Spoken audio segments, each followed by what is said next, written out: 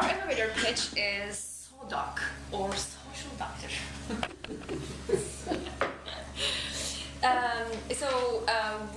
As you know, we've been looking into the telemedicine space, and while we were out, we heard an unmet need, and that is, in terms of job statement, it is, Katie has a special condition, she has a special type of cancer, and she needs a way to find a specialist that she can trust. Okay, and the solution that we came up with replaces the word of mouth by a technology platform. So we make money by offering, the solution is by offering an online, and that is mobile and web platform, to connect alike people, and that will be based on your education, based on your background, nationality, age, etc., with similar medical needs.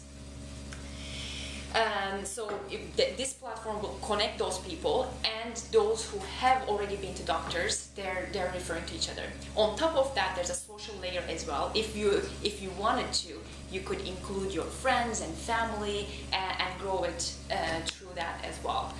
So we need to figure that out. As you can hear, this is a really first early stage of this write-up. This job like literally came out yesterday. So bear with me. We also enable mobile support groups. I became aware that there are a lot of these important diseases like cancer have a lot of support groups, and one of the pain points that I heard from people is they already have the cancer and they go through chemotherapy and radiation, and they have to drive to the hospital to meet with their support groups. So if the same platform could also enable anonymous social support groups, and that could be video, that could be chat, that could be voice over IP. We'll figure out how it looks like. And we make money with referrals to doctors. Okay, that's the business plan. So the customers are people with a particular medical need, in need for a referral to a specialist. The market size goes like this. So there are 380 visits per year for 100 people, according to 2006 government statistics, okay, and that number went up, but I said I'm going to use that number. 10% of that is, let me see, so more or less 10% of that is emergency. We heard that 50% of all doctor visits are visits to your primary care physician, so that adds up to 60%. However, I went with a conservative approach, and I said, what if we were to take only 10% of those office visits to help with referrals, right? That gives us 38 per 100 per year, calculated with 300 million people. It makes more or less 100 million office visits. And if a doctor agrees to pay $5 per patient, which is again, based on my initial research, very low number, that gives us a 500 million plus opportunity. We could also add advertisement and all other revenue models, but I stick with referral model for the moment.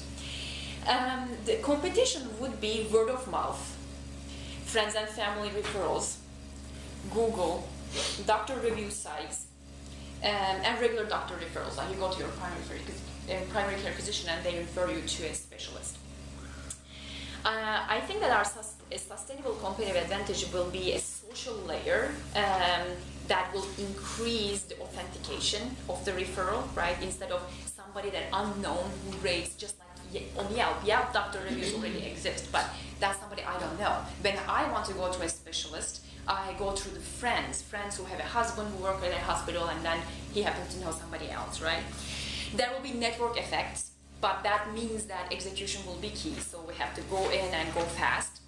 And once in the market, the numbers and reviews will be a barrier to entry for competitors. So once we can acquire content, then we have a good barrier to entry. But initially, the barrier to entry is low, and we are aware of that. So for the team, you should bet on our team. I have tons of reasons why you should bet on our team, but I deleted all of them, and I just want to say we do not avoid conflict. From the first day on, we do not avoid conflict. That gives me confidence that this team can succeed. I'm not going to go into the other stuff, seriously. That's our biggest asset. So key risks. Our key risks are adoption, because there's this component of anonymity, right? Like I don't want to tell people that I have cancer, I'm assuming. Katie is not her real name, and she was a little reluctant to talk about that. Execution, we need to be really fast. Sales. So reaching out to doctors and getting a referral agreement will be very difficult. It reminds me of the Open Table model. I know Jeff Jordan, the CEO of Open Table, so I thought that we could have a conversation with someone from there and figure out what the sales model will be. And above all, to be successful, we need to make sure we have consumer adoption, and we may be thinking about starting with a particular vertical, meaning a particular disease, right? And then move from there. Our next steps are definitely tons of user interviews, people with special needs, plus specialist doctors, and prototyping. Again, this came out yesterday, so I apologize for the lack of content.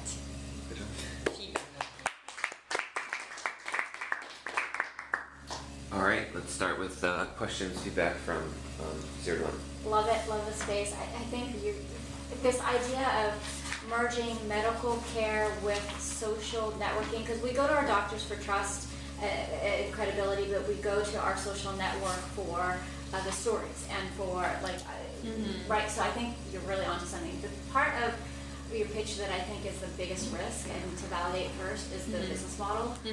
I don't think doctors are willing to change behavior such that they're willing to pay for referrals for anything outside of primary care physicians. My husband's a specialist. Okay. He doesn't even want to see anyone that wasn't referred by a primary care physician. Oh, really? Yeah. Okay, that's But good to know. that's him. I'm curious how you're going to get to scale. I feel like this is really useful once you have a lot of people using it. And that first step, have you thought about that? Like, for example, there are a few sites out there, like patientslike.me.com, that kind of are there, but I think they're not big enough to really be that useful. How do you get over that?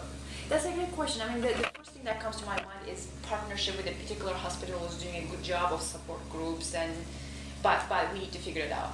So I'm just gonna write that down instead of trying to answer. Yeah, because I sure. don't have a good answer. Totally. Okay. Can I just say, I think beyond feedback it would be useful to say, I mean, you guys in this space, so do you have any specific introductions that you can make that relates to this space and can be beneficial? I think more than feedback it will be useful. Talk to my husband. He's been really interested in this idea. Oh, really? He hasn't been able to figure I out would the love business to. model.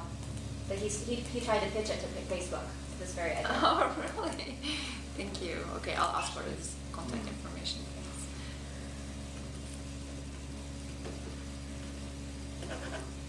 So quick feedback for me, I've seen just lately, I haven't looked deeply into it, but I've seen another company trying to democratize therapy. So Democratized therapy. yeah, basically combining what you have today, which are like forums in the internet. I think we discussed it also in the We did, yeah. Forums in the internet that support each other in different verticals, and combining that with some kind of professional advice, which actually exists today in most of those forums. You have like specialist doctors that actually participate in those forums and give advice.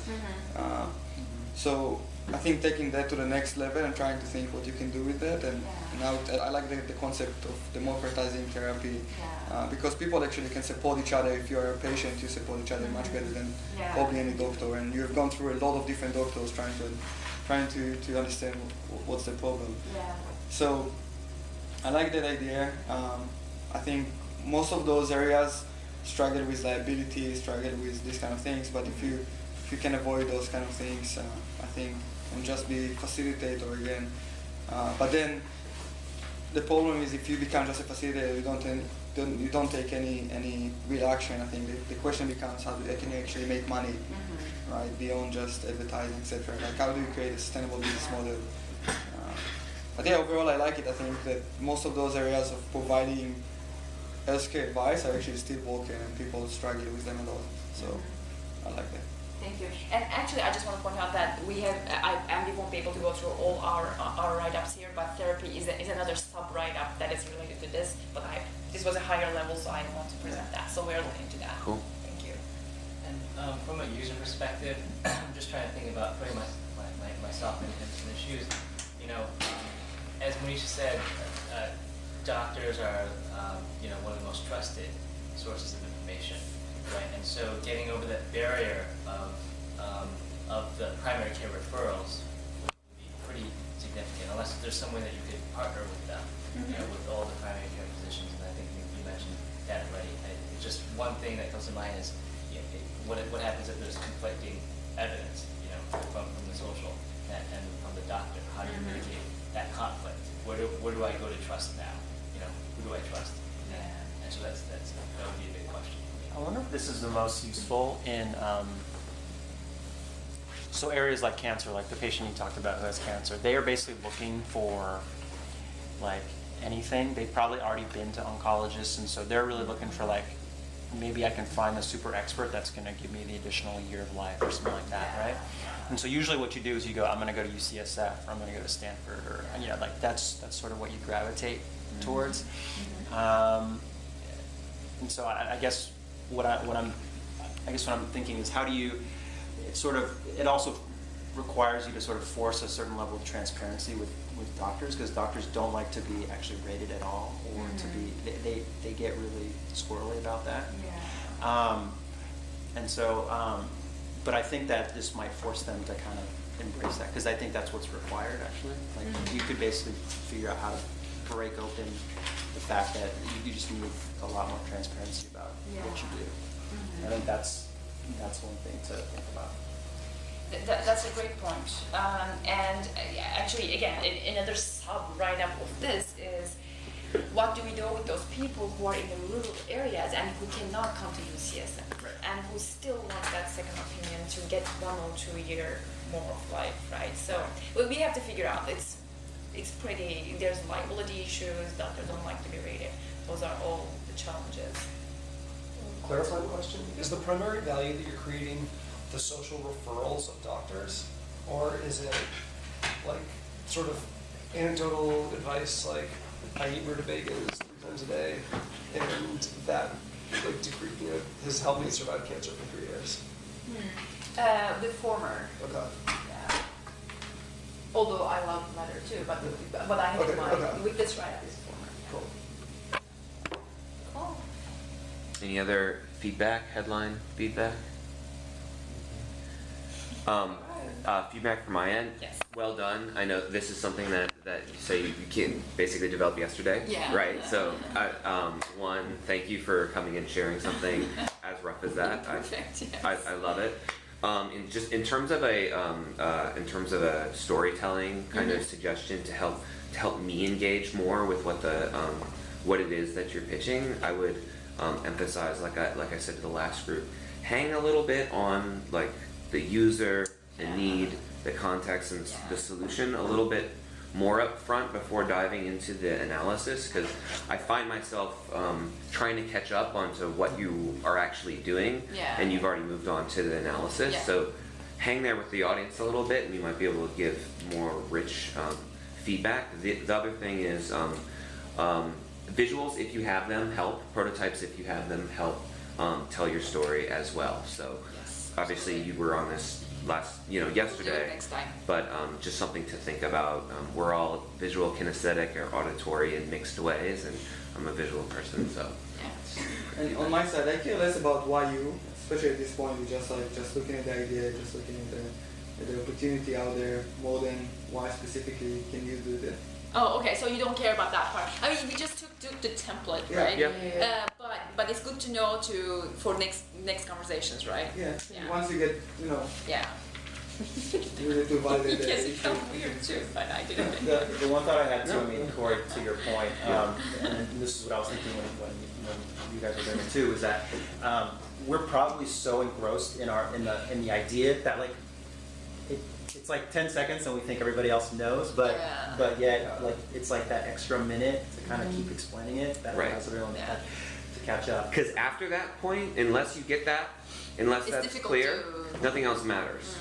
You know what I mean, right? So just feedback there. Awesome. Okay, cool. Thank you guys.